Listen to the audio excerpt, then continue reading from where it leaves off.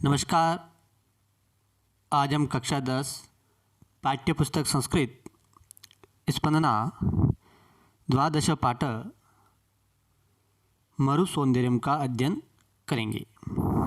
मरुसौंदर्यम का अर्थ होता है मरुस्थल की सुंदरता या थार की सुंदरता। मरुसौंदर्यम पाठ का अध्ययन करने से पूर्व हम सर्वप्रथम पाठ परिचय का अध्ययन करेंगे। पाठ परिचय। राजस्थान प्रदेशस्य पश्चिमांचले प्रसिद्धा अस्ति थार मरुभूमि। राजस्थान प्रदेश के पश्चिमांचले पश्चिम अंचल में प्रसिद्धा अस्ति फैली हुई है थार मरुभूमि। राजस्थान प्रदेश के पश्चिम अंचल में थार मरुभूमि फैली हुई है। राजस्थानीया वयं विशेषतः अस्य मरुदेशस्य शोभासम्पद अक्षयकोशं प्रति अनुरक्ता गौरवान्विता च स्म। राजस्थानीया वयं हम सब राजस्थानी लोग विशेष रूप से अस्य मरुदेशस्य इस मरु प्रदेश की शोभा संपदा अक्षय कोशम प्रति अक्षय कोश के प्रति अनुरक्ता गौरवान्विता च स्म अनुरक्त व गौरवान्वित हैं। हम सब राजस्थानी लोग विशेष रूप से इस मरु प्रदेश की शोभा संपदा अक्षय कोश के प्रति अनुरक्त और गौरवान्वित हैं। न केवलं वयमपि तु मरुमहिमना आकृष्टा देशाटन रुचय वैदेशिका अपि मरुसौन्दर्य दर्शन वंचित्वान् स्वात्मन लोचने वंचित्वान् मन्यमाना मरुदर्शनं कृत्वा आत्मनः धन्यान् मन्यते। न केवल हम अपितु मरुमहिमना आकृष्टा मरु की महिमा से आकृष्टा का होता है आकर्षित। न केवल हम अपितु मरु की महिमा से आकर्षित देशाटना देशों का भ्रमण रुचय यानी रुचि रखने वाले देशाटन रुचय देशों के भ्रमण में रुचि रखने वाले वैदेशिका विदेशी लोग अपि यानी भी मरु सौंदर्य दर्शन वंचितवान मरु प्रदेश की सुंदरता के दर्शन से वंचित स्व आत्मलोचने वंचितवान अपनी आँखों से वंचित मन्यमाना मानते हुए मरुदर्शनम कृत्वा मरुदर्शन करके आत्मन स्वयं को धन्यान धन्य मन्यते मानते हैं। न केवल हम अपितु मरु की महिमा से आकर्षित देशाटन में रुचि रखने वाले विदेशी लोग भी मरु प्रदेश की सुंदरता के दर्शन से वंचित अपनी आँखों से वंचित मानते हुए मरु दर्शन करके अपने को धन्य मानते हैं। राजस्थानी भाषायां महाकवि स्वनाम धन्य पद्मश्री कनैयालाल सेठिया इमामेव भूमिं स्तुतवान् धरती दोरारी इति अमर गीतम रचितवान्। राजस्थानी भाषा के महाकवि स्वनाम धन्य पद्मश्री कनैयालाल सेठिया ने इस धरती की स्तुति करते हुए धरती दोरारी इस अमर गीत की रचना की। आधुनिका संस्कृत कवियों अपि स्वकाव्येषु मरुभूमि गौरवगानं कृतवन्तः। आधुनिक संस्कृत कवियों ने भी स्वकाव्येषु अपने काव्यों में मरुभूमि गौरवगानम मरुभूमि का गौरवगान कृतवन्तः यानी किया है। आधुनिक संस्कृत के कवियों ने भी अपने काव्यों में मरुभूमि का गौरवगान किया है। प्रस्तुत पाठे कतिपय सरले श्लोके मरुभूमे अपूर्व सौंदर्यस्य यथावच्च चित्ताकर्षं च चारुचित्रं प्रस्तूयते। प्रस्तुत पाठ में कतिपय कुछ सरल श्लोकों से मरुभूमि के अपूर्व सौंदर्य का यथावत चित्राकर्षक च और चारुचित्रम सुंदर चित्र प्रस्तुत किया है। प्रस्तुत पाठ में कुछ सरल श्लोकों से मरुभूमि के अपूर्व सौंदर्य का यथावत चित्राकर्षक और सुंदर चित्र प्रस्तुत किया है। हम एक बार पुनः पाठ परिचय का हिंदी अर्थ का दोहरान करेंगे। राजस्थान के पश्चिम अंचल में थार मरुभूमि फैली हुई है। हम राजस्थानी लोग विशेष रूप से इस मरु प्रदेश की शोभा संपदा अक्षय कोष के प्रति अनुरक्त व गौरवान्वित हैं। न केवल हम अपितु मरु की महिमा से आकर्षित देशाटन में रुचि रखने वाले विदेशी लोग भी मरु प्रदेश की सुंदरता के दर्शन से अपनी आंखों से वंचित मानते हुए मरु दर्शन करके अपने को धन्य मानते हैं।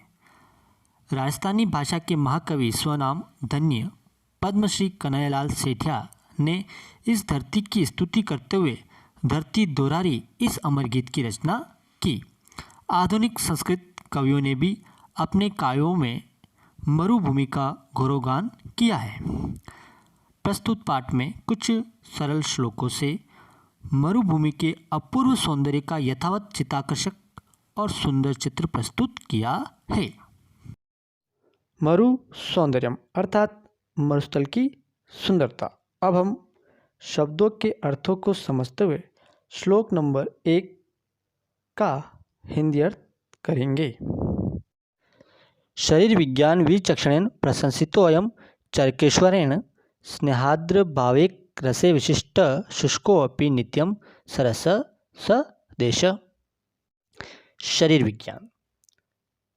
विज्ञान के विचक्षणेन विशेषज्ञ प्रशंसित अयम प्रशंसित का अर्थ है प्रशंसा की जाती है या प्रशंसित, अयम यानी यह।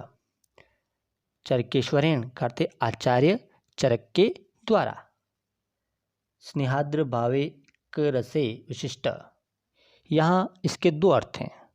पहला चिकनाई या एकमात्र रस से, दूसरा अर्थ निकलता है स्नेह का अर्थ है प्रेम।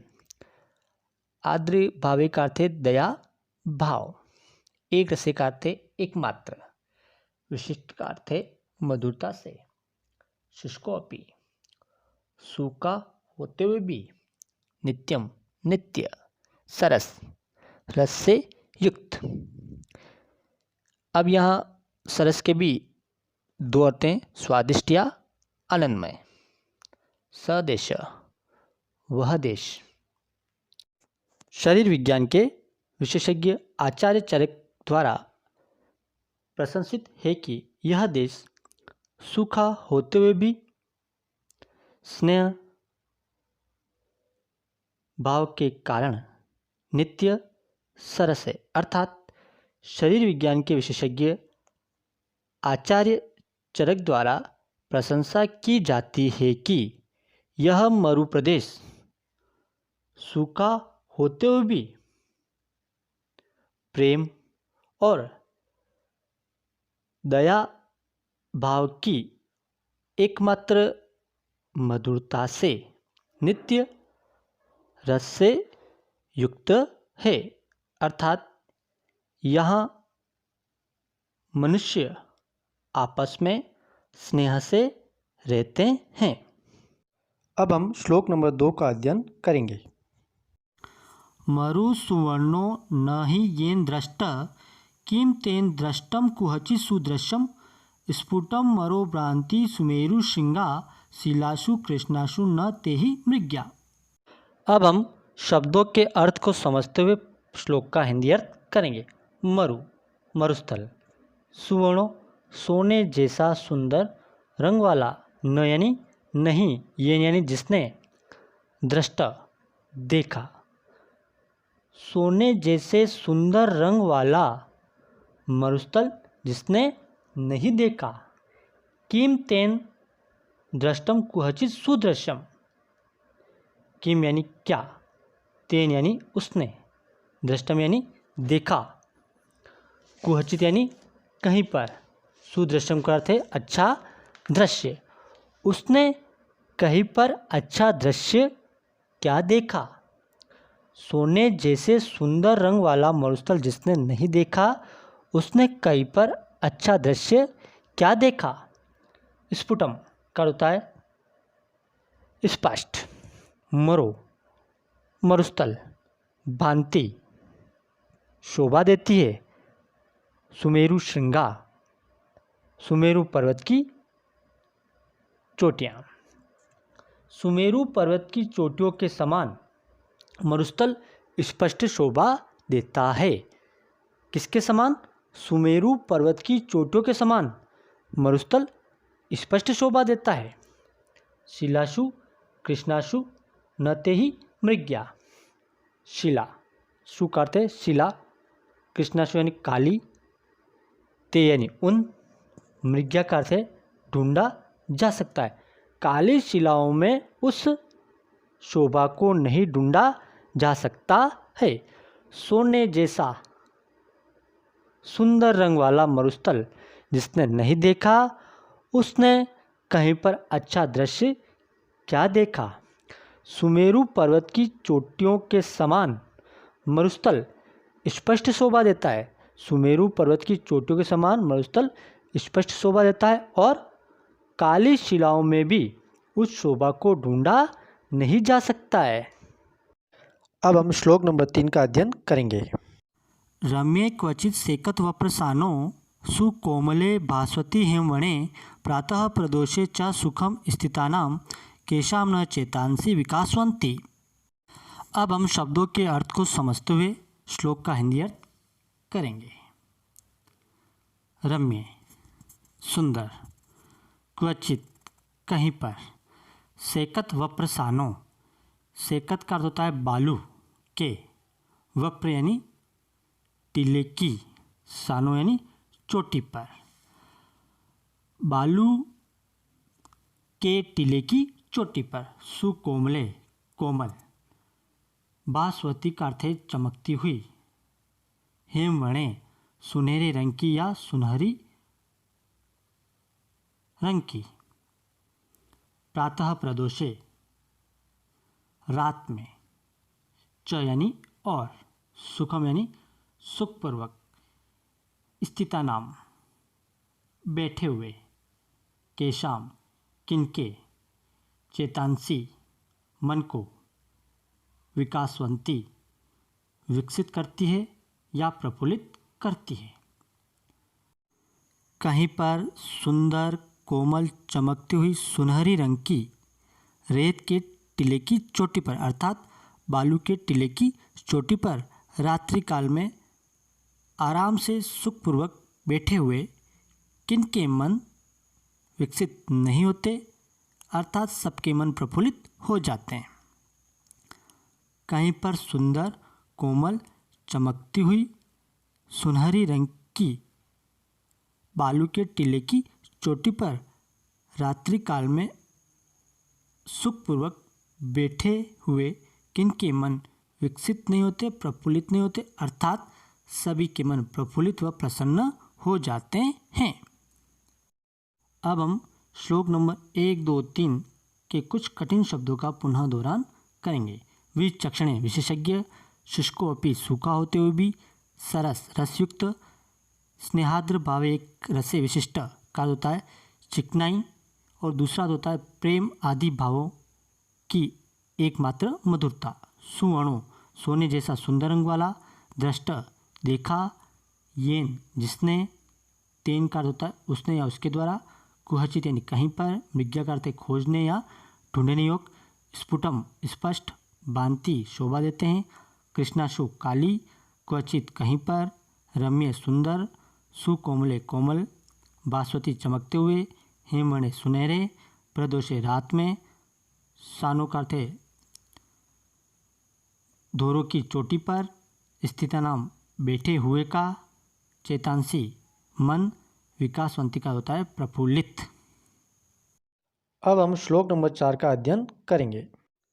स शीतलो गंधर्व समीर स तितीर्णाम मधुरो विराव तत्नित्यनम बहविभूषणाम समुत्प्लुति साच कुरंगमाणाम। अब शब्दों के अर्थों को समझते हुए श्लोक का हिंदी अर्थ करेंगे। स शीतलो गंधर्व समीरा, स यानी वह, शीतल का अर्थ है ठंडी या शीतल, गंधर्व का अर्थ है सुगंधित, समीर का अर्थ है वायु, वह शीतल सुगंधित वायु। स तीतराणाम मधुरो विराव, स यानी वह, तीतराणाम का अर्थ है तीतरों का, मधुरो का अर्थ है मधुर, विराव का अर्थ है ध्वनि, तीतरों का वह मधुर स्वर, तीतरों का वह मधुर स्वर, तत् नर्तनम बहविभूषणाम, तत् यानी वह, नर्तनम का अर्थ है नाचना, बहविभूषणाम का अर्थ है मोरों का, मोरों का वह नाचना, वह शीतल सुगंधित वायु, तीतरों का वह मधुर स्वर, मोरों का वह नाचना। उत्प्लुति सा च कुरंगमाणाम, च यानी और, सा यानी वह, कुरंगमाणाम का अर्थ है हिरणों का या हिरणों की, उत्प्लुति का अर्थ है उछल कूद, वह हिरणों की उछल कूद, वह शीतल सुगंधित वायु, तीतरों का वह मधुर स्वर, मोरों का वह नाचना और हिरणों की वह उछल कूद किसके मन को आकर्षित नहीं करती, अर्थात सभी के मन को आकर्षित करती है। वह शीतल सुगंधित वायु, तीतरों का वह मधुर स्वर, मोरों का वह नाचना और हिरणों की वह उछल कूद किसके मन को आकर्षित नहीं करती, अर्थात सभी के मन को आकर्षित करती है। अब हम श्लोक नंबर 5 का अध्ययन करेंगे।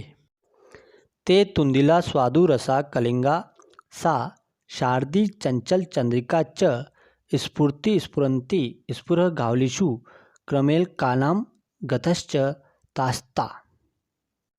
अब हम शब्दों के हिंदी अर्थ को समझते हुए श्लोक का हिंदी अर्थ करेंगे। ते तुंदिला स्वादु रसा कलिंगा, ते यानी वे, तुंदिला यानी मोटे मोटे, स्वादिष्ट रस वाले, स्वादु रसा का अर्थ है स्वादिष्ट रस वाले, कलिंगा मतिरे, वे मोटे मोटे स्वादिष्ट रस वाले मतिरे, सा शारदी चंचल चंद्रिका च, सा यानी वह, शारदी शरद ऋतु की, चंचल चंद्रिका चंचल चांदनी, च यानी और शरद ऋतु की वह चंचल चांदनी, वे मोटे मोटे स्वादिष्ट रस वाले मतिरे और शरद ऋतु की वह चंचल चांदनी। स्फूर्ति स्फुरंती स्फुर गावलिषु, स्फूर्ति फुर्ती, स्फूर्ति का होता है फुर्ती, स्फुरंती का होता है फुदकती या फड़फड़ाती हुई, स्फुर गावलिषु पक्षियों की पंक्तियों में, पक्षियों की पंक्तियों में, पक्षियों की पंक्तियों में फुदकती या फड़फड़ाती हुई फुर्ती। क्रमेल कानाम गतश्च तास्ता,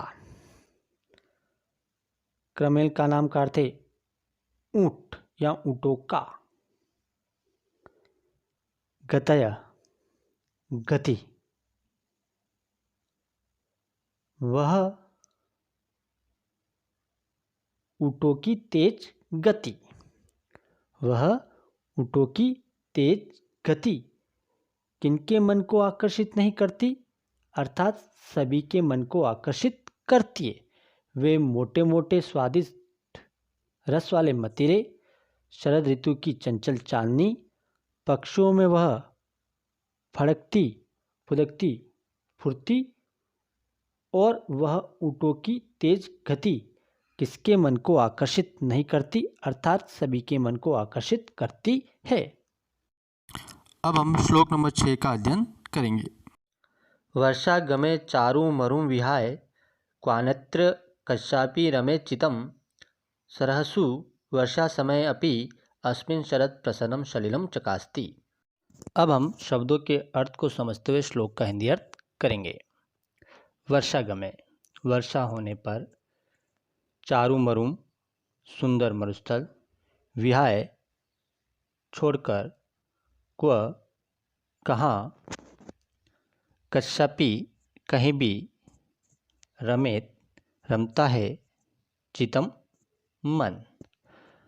वर्षा होने पर सुंदर मरुस्थल को छोड़कर और कहीं भी मन नहीं रमता।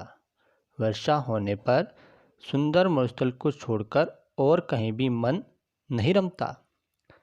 सरसु, सरोवर या तालाब। वर्षा समय अपि, वर्षा काल में भी। यस्मिन, जिस।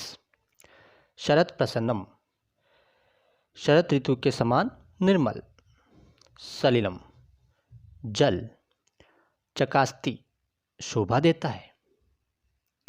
जिस मरु प्रदेश में वर्षा काल में भी शरद ऋतु की तरह तालाब या सरोवर में अति निर्मल जल शोभा देता है। वर्षा होने पर सुंदर मरुस्थल को छोड़कर और कहीं भी मन नहीं रमता। जिस मरु प्रदेश में वर्षा काल में भी शरद ऋतु की तरह सरोवर में निर्मल जल शोभा देता है, अर्थात वहाँ वर्षा काल में भी शरद ऋतु की तरह तालाबों में जल स्वच्छ व निर्मल रहता है।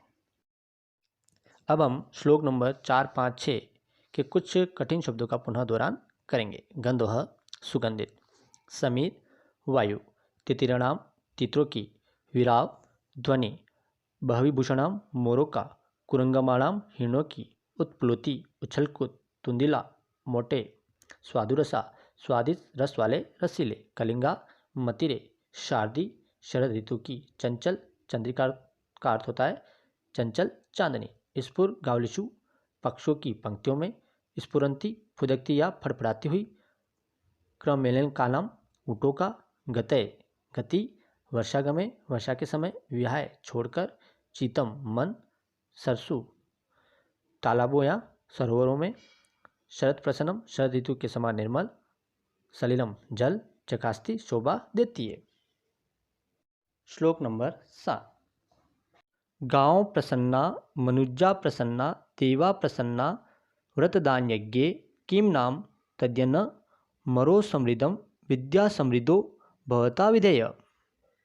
अब हम शब्दों के अर्थ को समझते हुए श्लोक का हिंदी अर्थ करेंगे। गांव, गाय। प्रसन्ना, प्रसन्न या खुश। मनुज्जा, मनुष्य। देवा, देवता। व्रत दान यज्ञ, व्रत दान यज्ञ करने से। गाय प्रसन्न है, मनुष्य प्रसन्न है। व्रत दान यज्ञ करने से देवता भी प्रसन्न है। किम नाम तत्, किम नाम तत्, किम यानी क्या, तत् यानी वह क्या है।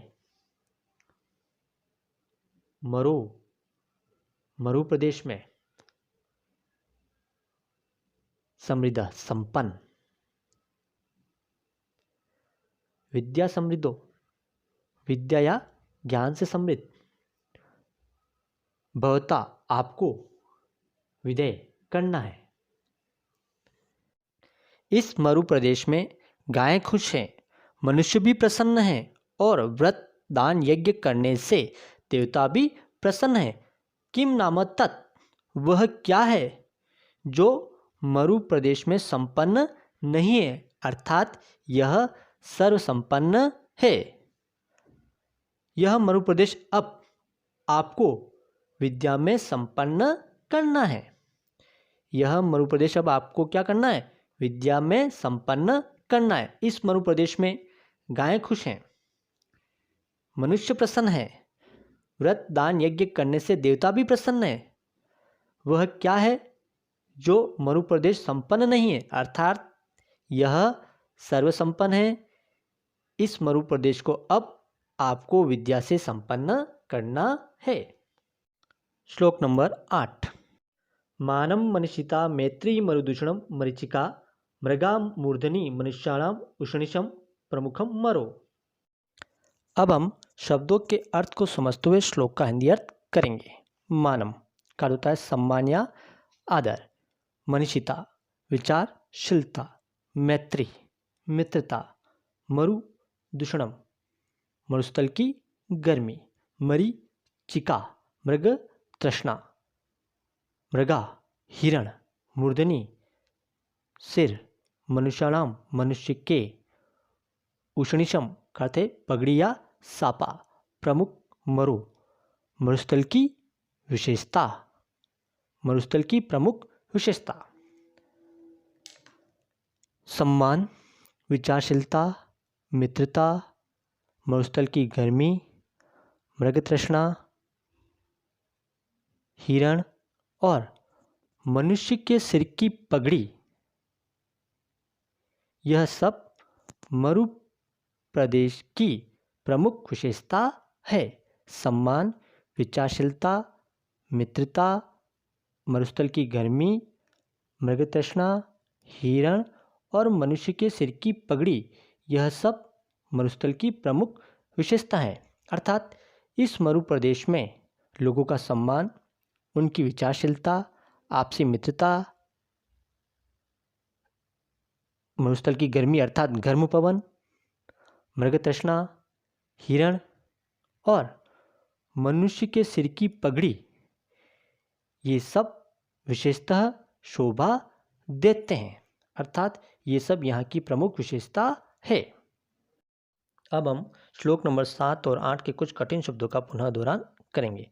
गांव गाय, प्रसन्ना खुश या प्रसन्न, मनुजा मनुष्य, व्रत दान यज्ञ व्रत दान और यज्ञ कर्म से, विद्या समृद्धो विद्या या ज्ञान से संपन्न, विधेय करना है, मानव आदर, मनीषिता विचारशीलता, मैत्री मित्रता, मरुत हवा, मूर्धनि सिर पर, उष्णिशम साफा, प्रमुखम मरो रेगिस्तान में खास।